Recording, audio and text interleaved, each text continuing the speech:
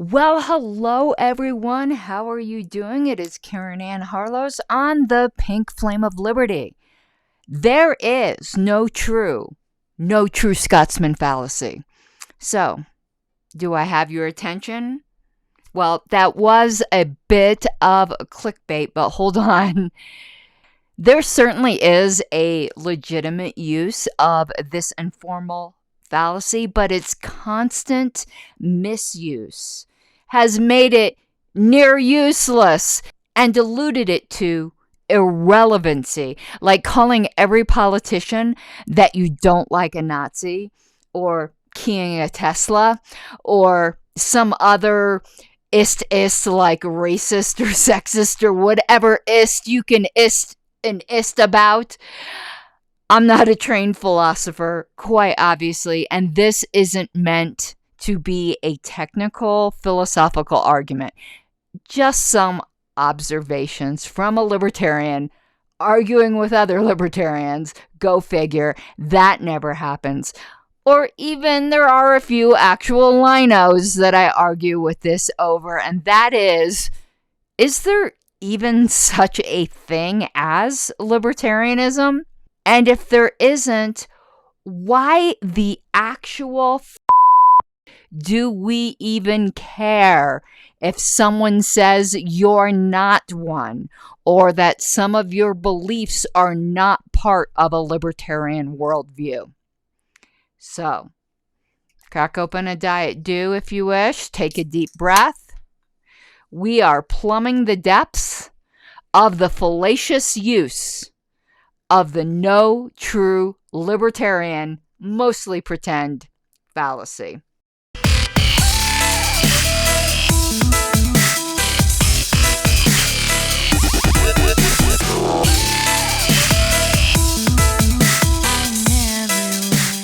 So what exactly is the origin of the fallacy in general, which I think will help us understand what it actually is? And it comes from Anthony Flew in his work Thinking About Thinking, which I like that title.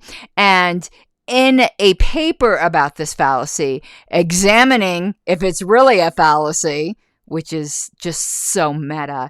Is it a fallacy that it's a fallacy? Well, it states this. Flew gives a number of actual real-life cases that he thinks instantiates the fallacy, with the most memorable story being a fictitious thought experiment about an imaginary Scot, meaning a literal Scotsman, who is a chauvinist, who upon reading his newspaper learns of the headline, "Sidcup Sex Maniac Strikes Again."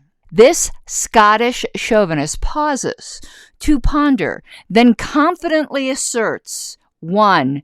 No Scot would do such a thing. Flew's story continues, where the following week's edition of the same newspaper reports on the even more scandalous ongoings of Mr. Angus McSporran in Aberdeen, to the surprise of our Scottish reader. According to Flew, this news presents a counterexample that clearly falsifies the previously asserted universal proposition.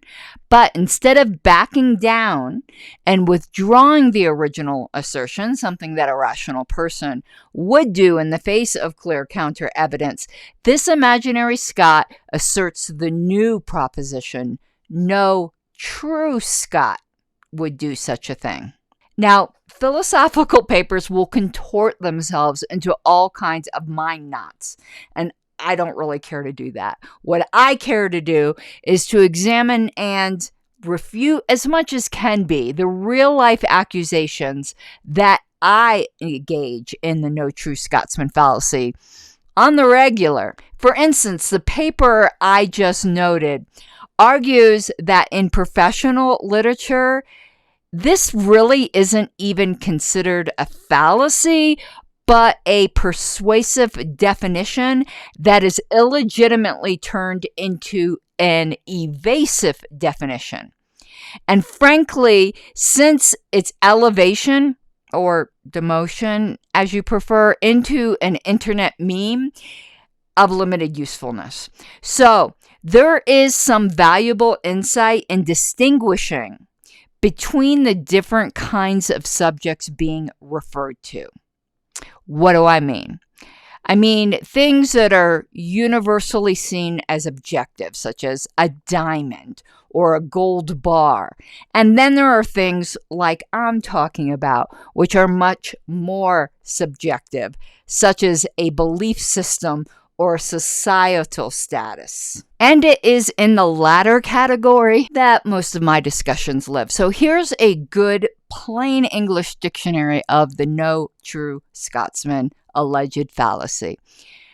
Quote, the No True Scotsman fallacy is a logical error where someone defends a generalization by redefining the group or category to exclude counterexamples, rather than acknowledging and addressing the evidence that contradicts the generalization.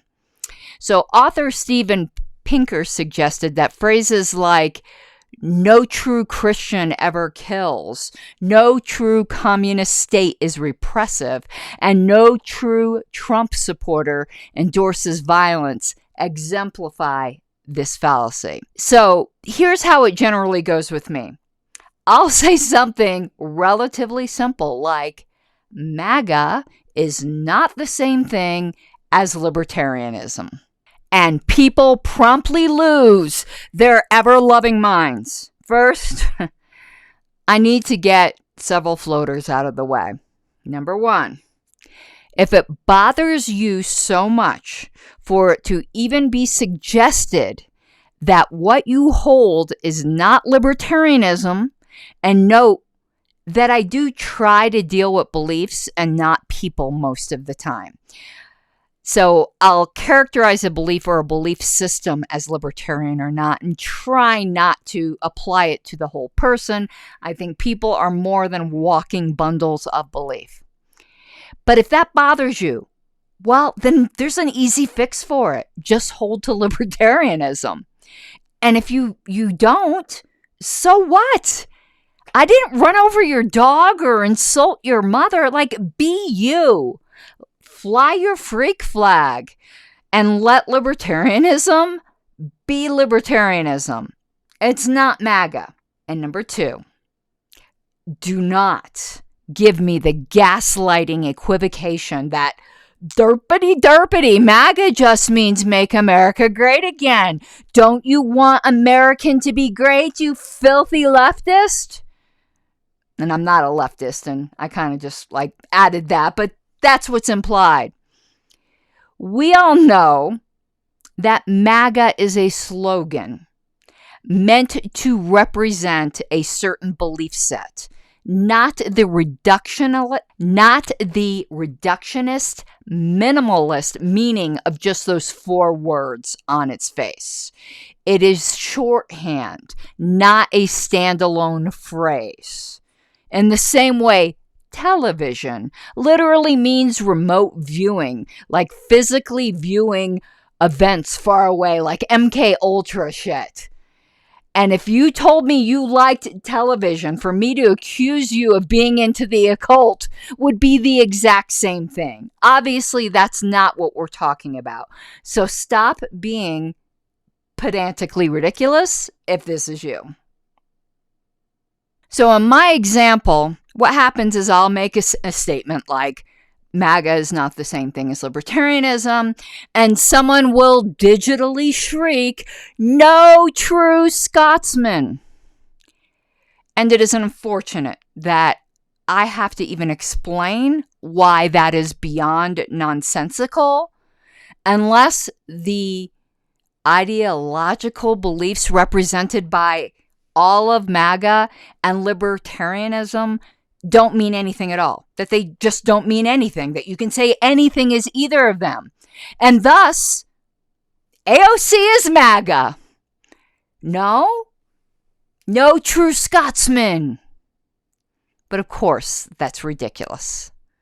Now, if you do agree that labels mean at least something, even if they cannot be defined or circumscribed with absolute precision, we really have nothing to talk about, because in my world, and hopefully in your world, words mean things.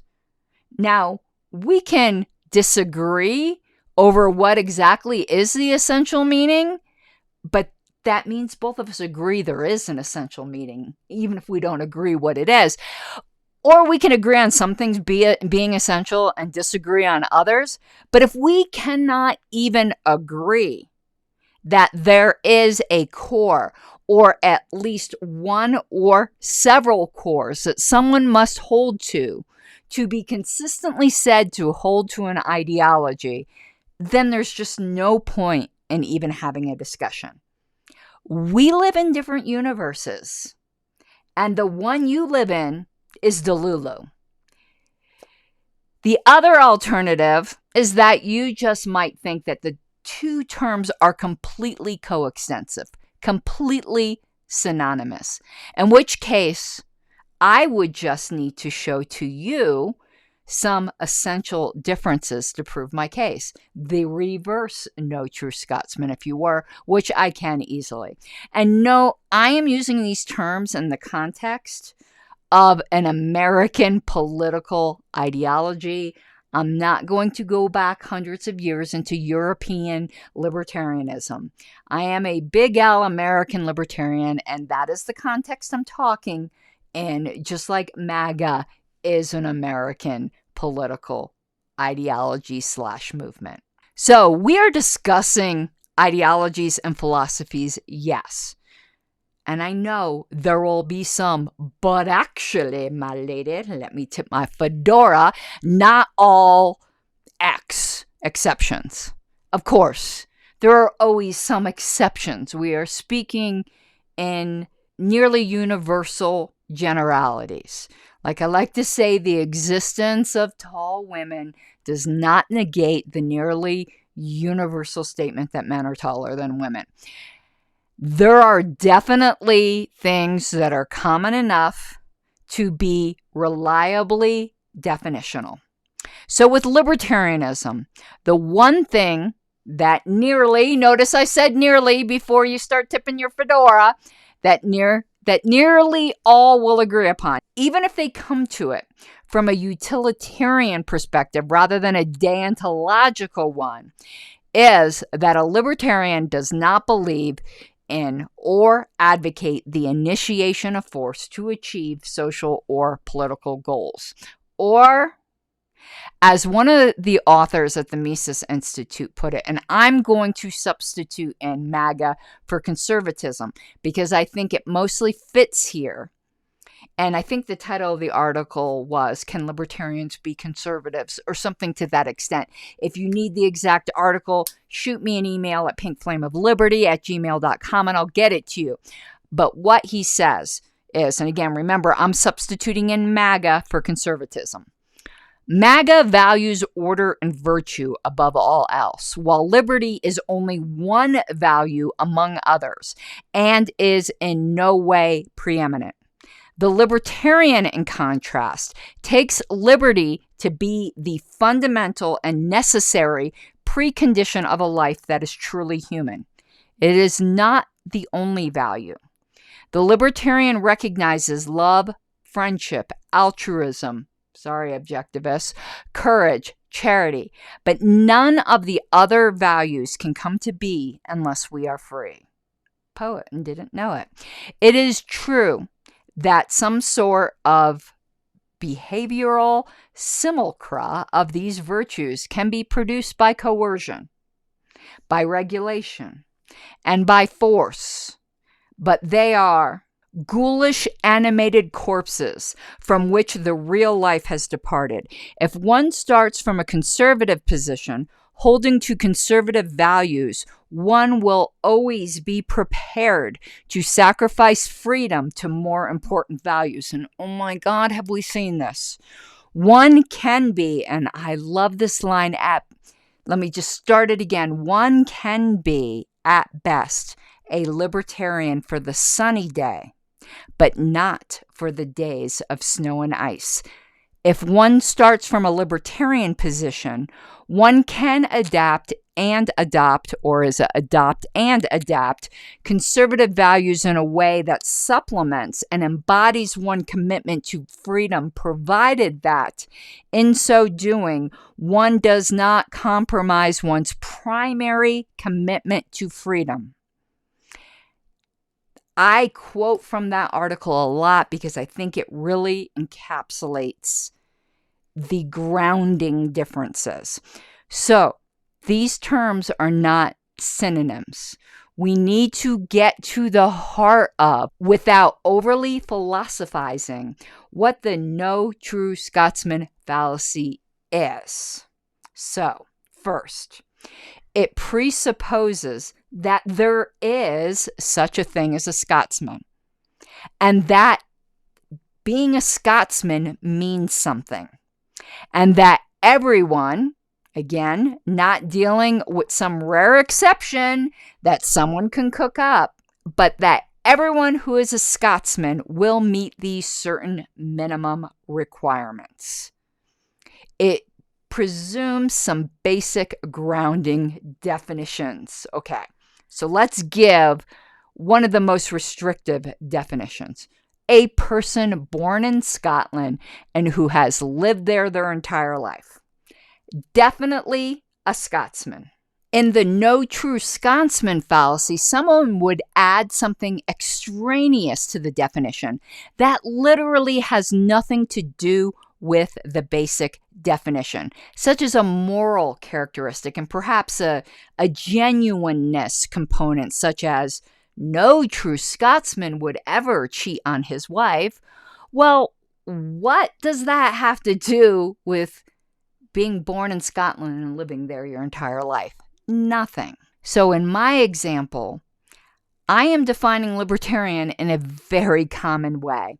And I'm also defining it in the Libertarian Party sense, which is someone who holds to our membership pledge that one does not believe in or advocate. And that second part is very important, because sometimes you can act contrary to your beliefs.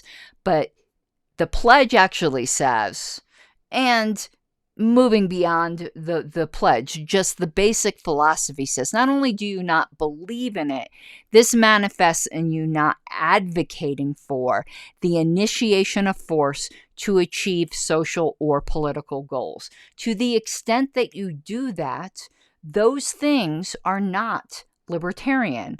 And if you do that to enough of extent, you move beyond the realm of just being a libertarian with a few deviations.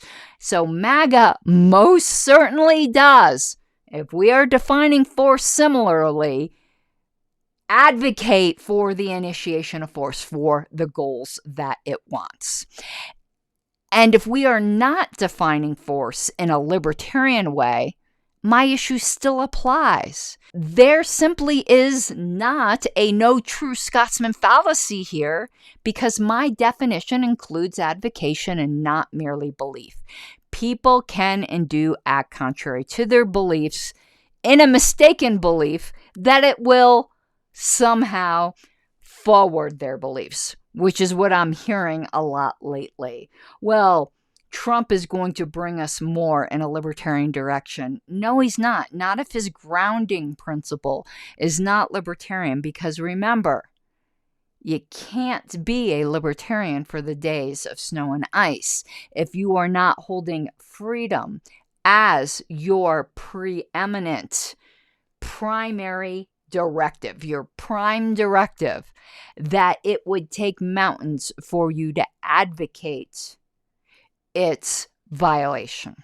Now, sometimes people do advocate against it in a limited way. People are not perfect. I do not expect perfection. But if one holds MAGA beliefs to the point of even applying that label to themselves, they are, by definition, not a libertarian. They might hold some libertarian beliefs in some areas. They might even hold some libertarian groundings in those areas, but not consistently, because a libertarian grounding will encompass all of your beliefs, But I'm grateful for that little bit.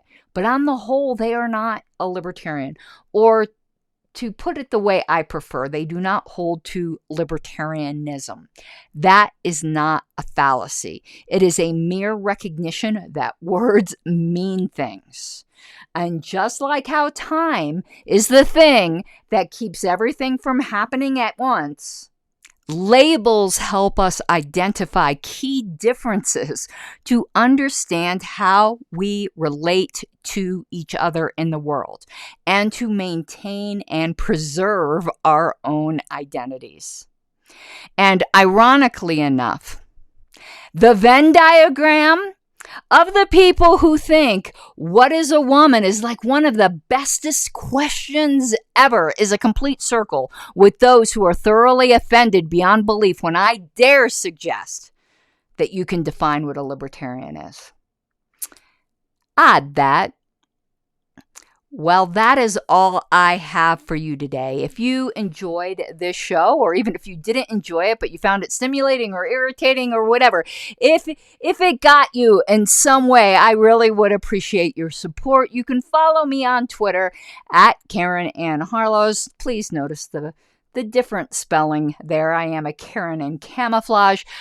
And more importantly, well, maybe not more importantly, but certainly important to me, I would appreciate your support on Patreon at patreon.com/Pink Flame of Liberty. I have various levels of support and I appreciate you all.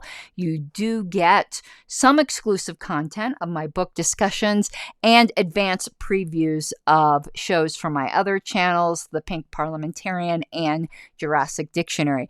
But the easiest thing you can do is hit like and subscribe, and I would really appreciate it. So until the next time that we get to chat, I hope you have an awesome night. Mi guapas de libertad.